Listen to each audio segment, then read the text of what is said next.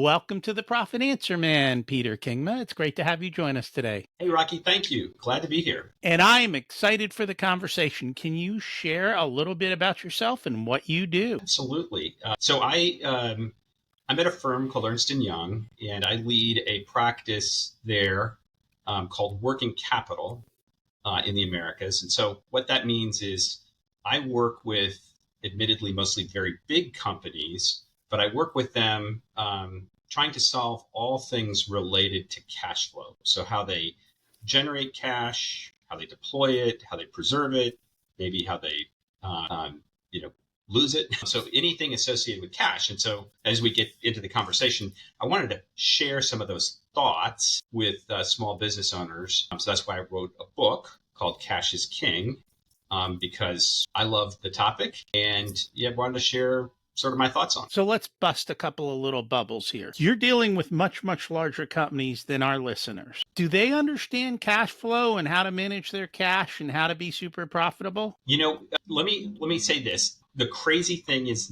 not always. What I've observed, Rocky, is that, and I've been doing this for decades, right? That in business in general, whether it's a big business or a small business, I think we do a pretty good job explaining revenue. And I think most people in business, particularly if you're in a small business, love revenue. Like we love the sale, we love chasing revenue and chasing sales. I think we do then a okay job of explaining profitability, right? I think you would agree with me on that, revenue does not equal profit. You have to have profitable sales. And then I think we do a very bad job of explaining the balance sheet, cash. And so let me give you an example. Let's say I chase a new deal. I'm very excited about the revenue on this deal. But at the very end of the negotiation, the customer says, yeah, but I want to pay you in 120 days. Or they say, I want a certain service level agreement. If I'm selling you a product, if I place the order, I want it within so many days. That has a big implication on your cash flow because you've got to have that cash in hand to pay your bills, to pay your taxes, to pay your employees. It's that cash that will enable you to grow your business, to weather any kind of downturns or storms. And so some of those decisions that are made, and this is what I see in big businesses, is that there are oftentimes people making decisions every day throughout the organization who don't fully understand the impact of those decisions and can really encumber cash capital in a business and make it very difficult to manage. And I'm guessing at that moment, the person sitting across the desk from the person making that request is a sales guy or gal. Yeah. And what also may compound this is we oftentimes incent salespeople just on the sale, not on the collected revenue. So, that person who's selling may not really even have an incentive to okay, 120 days, that sounds fine to me. Just, please sign the order. And listen, it may make sense. It may make all the sense in the world, particularly, if you're a small business and you're selling into, say, a very big retailer, for example, you're selling into Walmart, it's going to be kind of a take it or leave it proposition. You're going to have to follow by whatever. You just don't have the negotiating power, or you probably don't. So it may make sense, but the point I try and make in the book is understand those elements that add up to that cost structure and make informed decisions. So if that 120 days is what you have to do, understand what that really costs you in terms of carrying that cash, right? Because you've become a bank. You've become a bank for your customer and you're not charging them interest. And so you need to calculate that total cost of service to be able to understand whether or not that makes a good decision or not. And you have to price for it. I say that all the time. You are not a bank. If you are going to loan people money for 120 days, then you better make sure that you priced it appropriately. And unfortunately, especially in the world of retail, a lot of people are factoring these deals the moment they get the sale and the container ships, and all they're doing is digging themselves a hole. And the more they do it, the bigger the hole gets. So the more they sell, the worse it is. Because not only is it 120 days, but 60 days out, they go, send us more. And now you're way out there and in significant issue. And that's also why I tell people, Sales reps don't get paid until the cash is collected.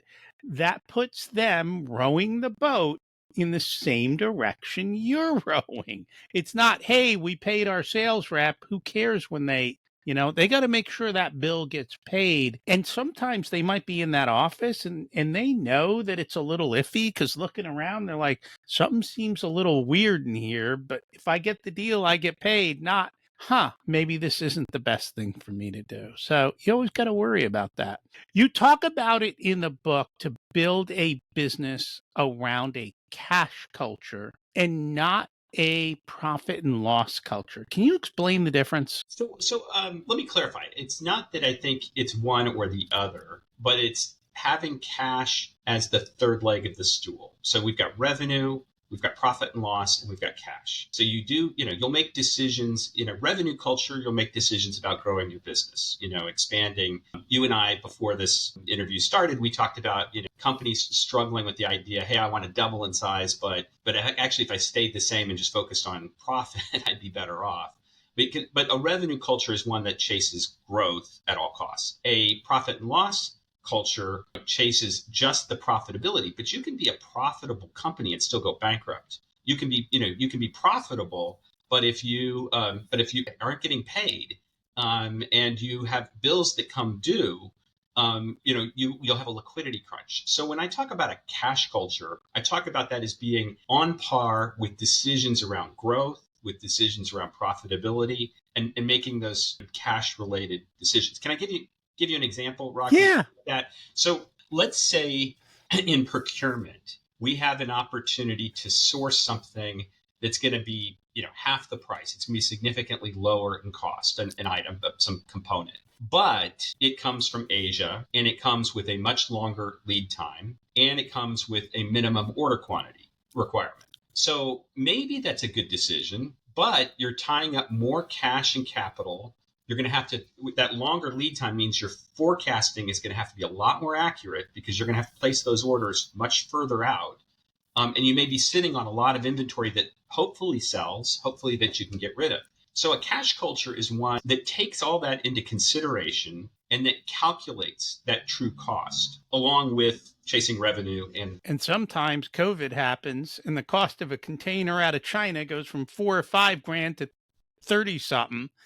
And you're backed up twice as long, and your orders get backed up twice as long, and that causes a major wrench in your entire business operation. And it can actually lead to bankruptcy. I've experienced that with some businesses. I had to buy toilet paper from Mexico during COVID, and it was not good. It was very expensive. But it's the one thing certain about business is that it's uncertain, right? So there will be, whether it's COVID or whether it's some other sort of event, there are always going to be, we call them shocks or market conditions, downturns, whatever. Or maybe it's a positive. Maybe it's your competitor is sputtering and you have a chance to really go after their business and pick up more business. If you don't have the capital to go do that, if you don't have the cash to respond either to that negative situation where you have to pay more for transportation or take advantage of a competitor's failures, you're going to be left out in the cold. And you talked about things like factoring, for example. That's essentially a form of debt, right? So you're taking on debt, you're selling some of your profitability off. And some, I'm not opposed to debt. It's a tool. It's an instrument that you got to have as a business owner. But what I want folks to understand is that the cash you generate from your own business operations will be the absolute cheapest form of capital that you'll have access to. And the stuff that you have to do that is not why we go into business. I get it. But, like getting bills out the door on time, making sure they're accurate. If there's a purchase order reference that you got to get that out in there. All that stuff is back office stuff that no one loves to do. But man, is it important. And it's really important to focus on that kind of stuff because it's really going to have an impact on your cash and your capital position. So yesterday, the electrician went out to one of my rentals, called him in the morning, went out that afternoon, sent me a bill, and got paid. The guy who went out to do some work for me about 2 months ago still hasn't sent me a bill, and I don't care. And you know, it I'm amazed at how often that happens. And the reality is you send a bill 4 months later, people are like, "Eh, whatever."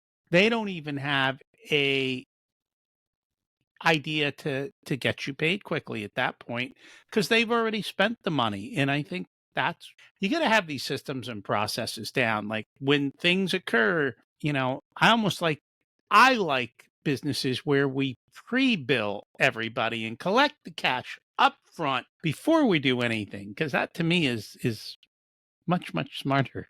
I had window cleaners that did that just a couple weeks ago. That before they would schedule the window washing, I had to click on a link and pay the bill up front.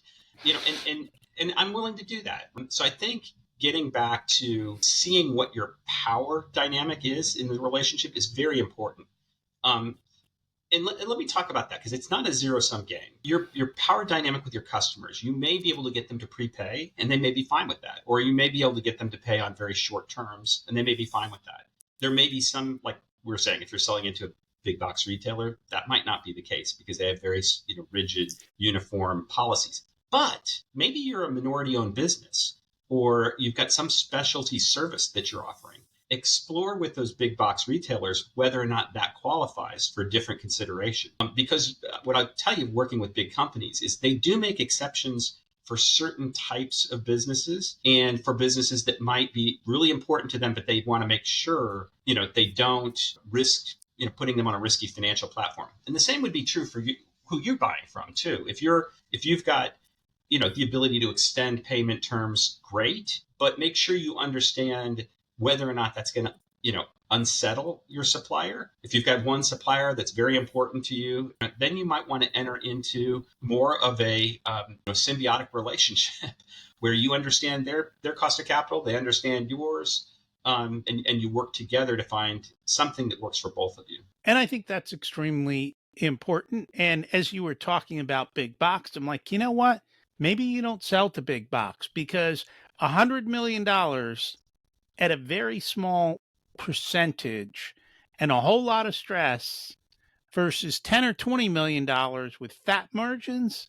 I'll take the fat margins and 20% of the work any day of the week and enjoy life instead of, because every time a mistake is made in that situation, it's times whatever, 100,000. And that can be devastating at times. And we've all heard those stories. One of the things you talk about is creating a cash leadership office. Can you explain that? This is in that chapter is really where I'm exploring that cash culture concept.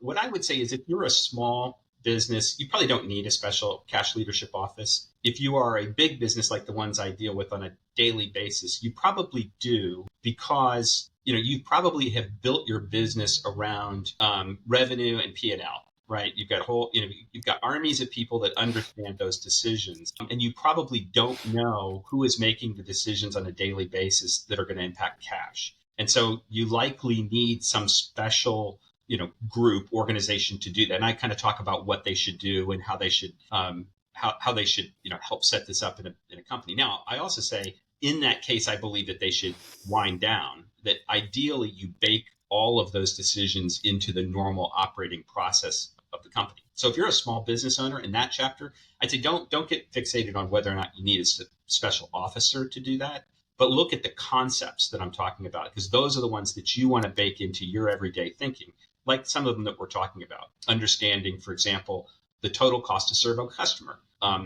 Like you said, if you're going to sell into a big box retailer, it's more than just the margin they're going to pay you, but it's all the other things you have to do, where you have to send, the items and how you have to label them and package them. And, so all of that has a cost and you need to make sure you're understanding that and calculating that cost to determine whether or not it's a good deal for you. And the good news is we help our clients do this for them and we show them the math. This is part of the math of the business.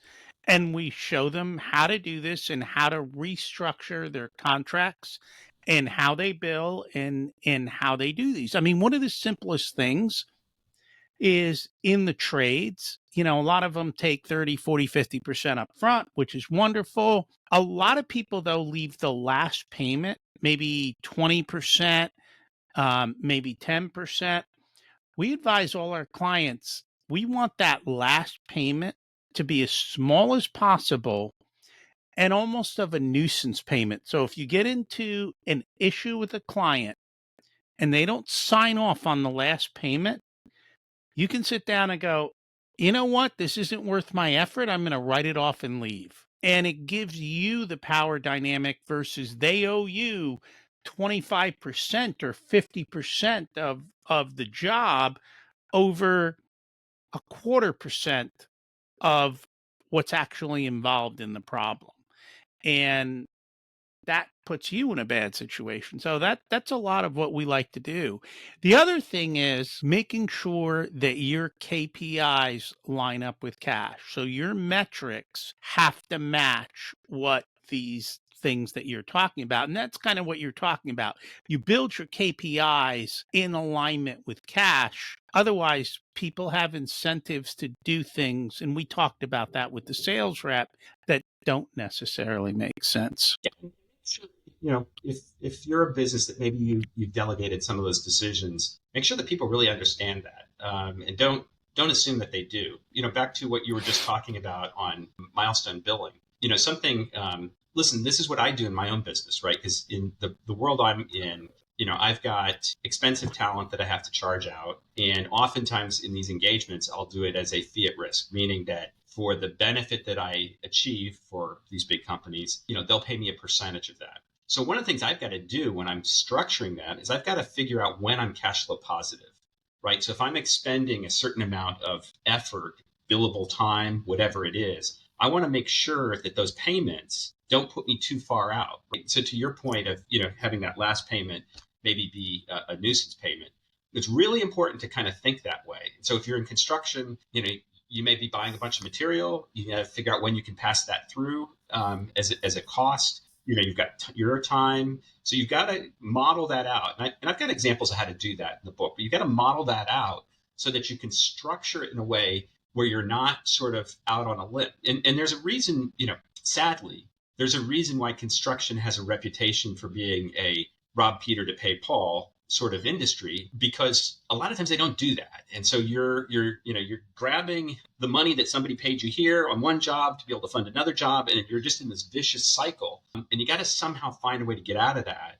The only way you can start to do that is if you start to calculate those costs, and if if you've got people making those estimates or bidding those jobs, that you make sure that they fully understand what that cost is and that they can make those informed decisions and that they're incented to do that as well. And what we do for our builders is we build the draw schedule so that every single draw has a little bit of profit so that they are always equal to slightly plus throughout the entire project and they don't get into that type of situation. One of the things we talked about a little bit earlier before we hit record was 20%. It's a Pareto principle, right? 20% of most clients produce 80% of the profit. And if you're smart enough to figure that out, 40% of your clients produce 96% of the profit, which means you could take 60% off, still have 96% of the profit, and work a lot less, which is what I love. Have you seen this too with large companies? I think so. I think, a lot of companies get into the problem of either, just chasing revenue. And where it really pops up is in inventory. And we call it stock keeping units or SKUs. And we call it, they'll introduce all kinds of additional SKUs, and it's very, very difficult for them to retire those. And so you'll hear these, really long conversations from the sales team or the marketing team of, well, I've got to have this additional feature or function or benefit or this different type of packaging, or, this company wants, batteries packaged in 8 packs versus 12 packs. And I've got to have all, and again, it's get back, whether you're talking about inventory productivity or customer productivity, the same principles apply. And that's where it's really important to sort of calculate those total costs and to be disciplined about retiring SKUs, or in the case of customers, be disciplined about what you're willing to offer. So maybe, if it's a very profitable, good customer, then the payment terms might be okay, and certain contractual obligations or service level agreements. I call and I want it there on Friday. That may make sense. But it might not make sense for the other ones. And so maybe there's a different level of service. You offer a premium white glove service for some customers and other customers don't, or they have to pay a premium for it. I mean, we see that all And the time, right? Furniture delivery, right? I had a sofa delivered. I could pay $50 to have it dropped off on the sidewalk out front, or I could pay $100 to have them go set it up and take something away, take the cardboard boxes away. Now, I personally was willing to pay the $100, but that was fine. But they charged a premium, right? Because it wasn't. Now maybe if I were buying 50 sofas, they would say, we'll deliver to you for free for 50 sofas. So, but I think those kind of basic things that we see in our household economics that we see every day, we got to remember those when we put our business hats on and how we run our businesses as well. And I'm guessing for most small businesses, this isn't a big deal, but it's also the concept of when delivery is established. And what I mean by that is, hey, I put it on the truck to be delivered to you. I can bill you because it's now yours, versus I have to actually deliver it to your door, which might take 3 or 4 more days, and then I can bill you. All of these little things add up over time, and it speeds up or slows down your cash collections. Hey, Rocky, let me give you a great example of that. So we call that the payment clock starting on purchases. So let's say you're buying, you're purchasing material, whatever, or services, doesn't really matter. One very, very easy thing to make sure you do is to insist that the payment clock starts when you receive the invoice, not the date that's on the invoice, right? Because there's all kinds of, I'm not saying that they would manipulate and put a back date on an invoice, but they could. But it also gives sort of onus to your suppliers to ensure that they're accurate, that they get their invoices in on time. Because let's say you've negotiated that you'll pay them in 45 days, you want the full benefit of that 45 days from a cash forecasting and planning process, right? So if they send you something and it was 15 days late, that's 30 days that you have to come up with the cash to pay them. You're not getting the full benefit of the negotiated terms. So you want to make sure you write into agreements, that's a very easy, very common thing. But I often see vast majority of agreements just say, payment on the invoice date and the date on, and the clock starts then. And that's a really bad idea. One of our clients just went through this, that somebody didn't bill them for months. And they finally got the bill and said, hey, I don't have the cash. Let's work out a deal. And so now, they didn't bill for 3, 4, 5 months. And now they're not going to see their money for 5. And they have to take a discount. It's either that or, you end up at the back of the pile. Don't put yourself in that particular situation. And that kind of leads into the next topic, which kind of encompasses that, though, which is the order to cash. Because I see this a lot. People think they get an order. Oh, we sold $100,000. Now we can spend money.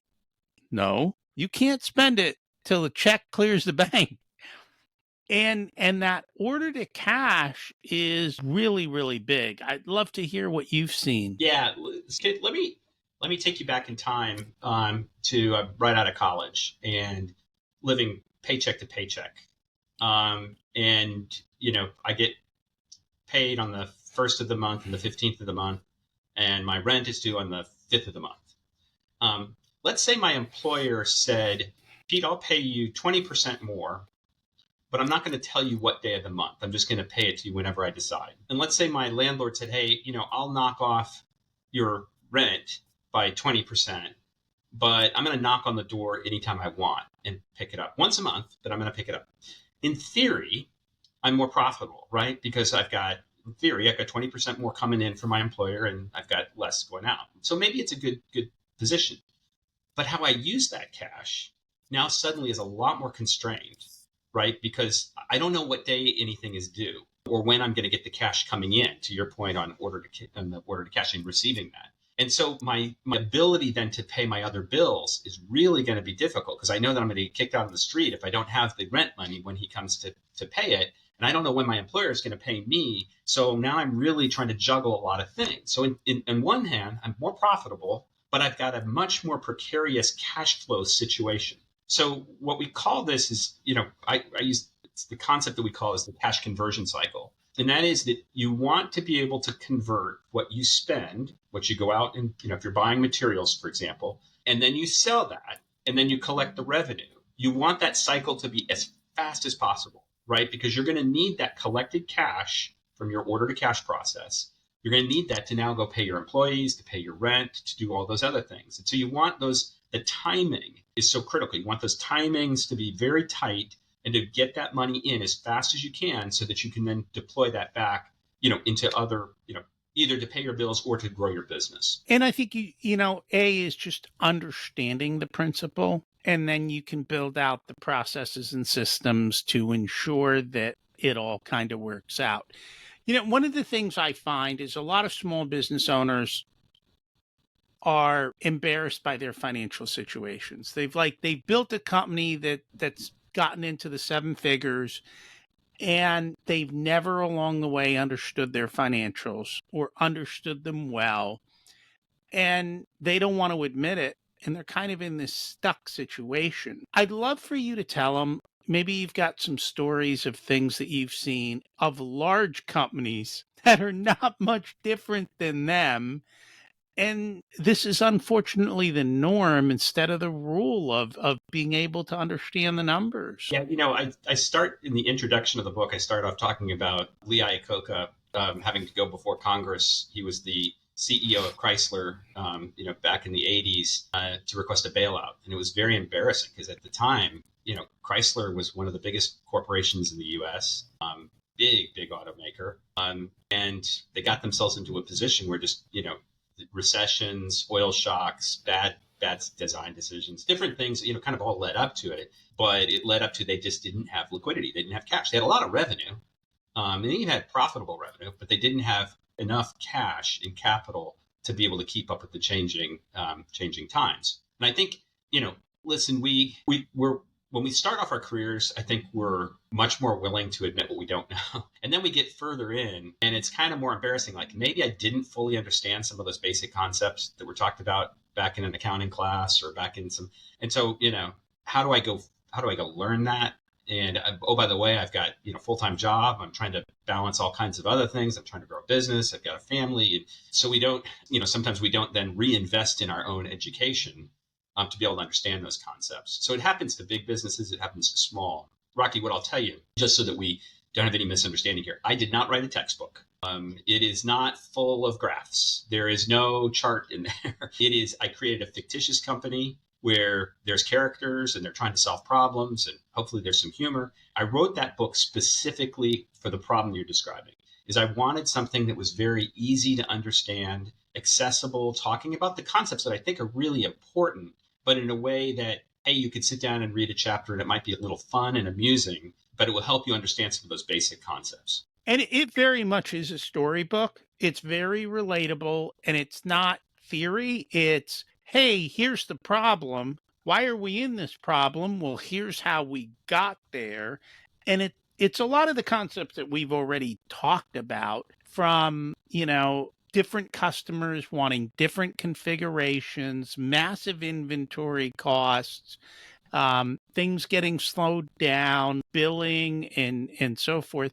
Unfortunately, that fairy tale didn't end well for that company. Maybe it did after the fact, but they ended up losing their biggest client in that book because of the fact that they didn't have cash. Had they had cash, they actually would have been able to do what their client did, which was they literally bought a supplier to replace them in a sense. And they wanted to buy that supplier, and that supplier said, you don't have the cash to help us grow. And people don't realize growth takes cash. And if you don't have enough cash, or if you're smart, you can change your business model that you can grow without cash, because it is possible. And I got to look it up. I think it was Blockbuster that actually grew without cash. I'd have to check, but basically it was a retail store, And what happened was they got all the suppliers to send them stuff 90 days terms. And so everything came in and they sold it all in 90 days and they paid their bill. So it didn't matter that they opened 100 new locations because every single one of them got stocked with no cash out the door. And as long as they were able to sell it, they were able to pay their bills. And it's phenomenal. Yeah, so you're right. So Blockbuster had an arrangement with movie studios because it would be too expensive for them to go out and buy all those videos. This is back in the day when you actually had to go, for the younger listeners, there was such a time where you had to actually get in your car and go pick up a movie at a location. And that worked great and it fueled great growth. And then along comes this upstart whippersnapper called Netflix that says, hey, we're going to start sending the DVDs out, in the mail. Blockbuster they were tied to all those stores. So they tried something like that. And then overnight, a new technology called streaming kind of hit them. And that was going to cause all kinds of additional capital requirements. And the crazy thing, I even talk about this example in the book of Blockbuster and Netflix. There was a point where Netflix offered to sell themselves to Blockbuster. I can't remember the exact number, but it was a pretty low number. But Blockbuster thought they were overvalued. Today, Blockbuster is a distant memory because they didn't have the capital and the cash to be able to go and convert and change themselves. They were encumbered because they had all those retail stores they had leases on and obligations to. And Netflix was nimbler. And today, Netflix is a phenomenal success story. So, it's not just having the access to cash, but it's having the ability to quickly respond to changing market dynamics. And this is where when people ask me about, where debt falls into this, I'd say, debt is fine, but be careful because it comes with a lot of strings and it will tie your business down. In the case of Blockbuster, it was a lot of expensive leases that they had and they couldn't get out fast enough. So they had to try and squeeze that business model as long as they could. But so be very careful about how you use debt.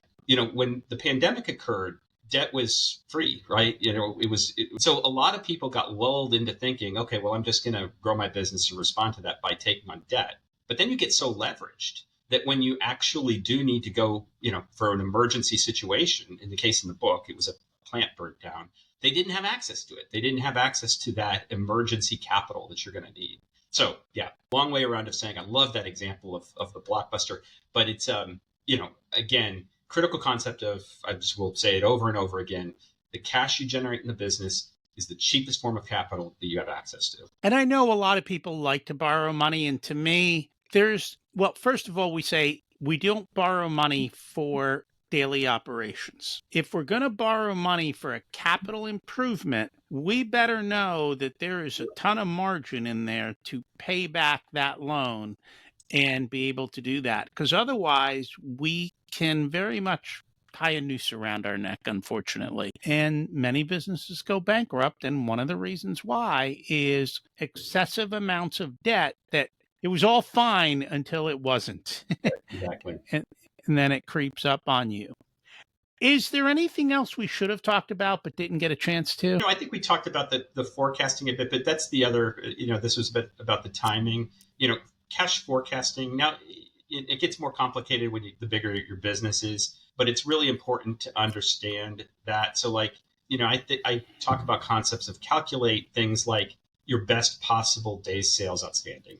So now it sounds like I am talking about textbook. I'm not really. But what that means is if you got all your customers to pay you contractually on time to what's obligated, what does that look like? What's that number? And then if you figure out what your actual collections are, that delta reflects failure rate, right? Failure rate on many fronts. It reflects, either something has gone wrong. Either you have deadbeat customers or you've done something wrong, but it's failure.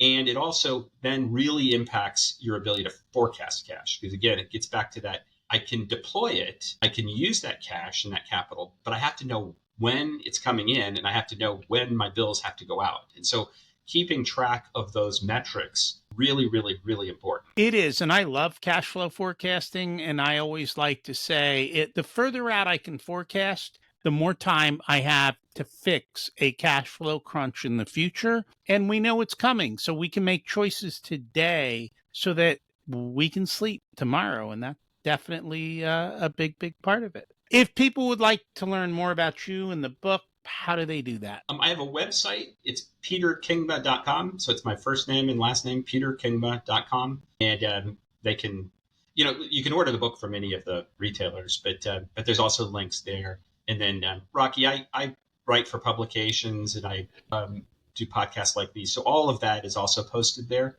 So if you're interested in, reading more about some of these topics, I've got, articles and other things, other content that's on the website. Awesome. And we'll be sure to link to that. Thank you so much for joining us today. Thank you. This was a great conversation. Thanks for listening to this unedited video of the Profit Answer Man podcast. If you'd like to catch the full episode and learn more about what we do, check us out at profitcomesfirst.com. We also go through the Profit First book in each and every chapter in the beginning episodes of the podcast, so check those out as well. Thanks for listening, and here's to you having a more profitable and growing business.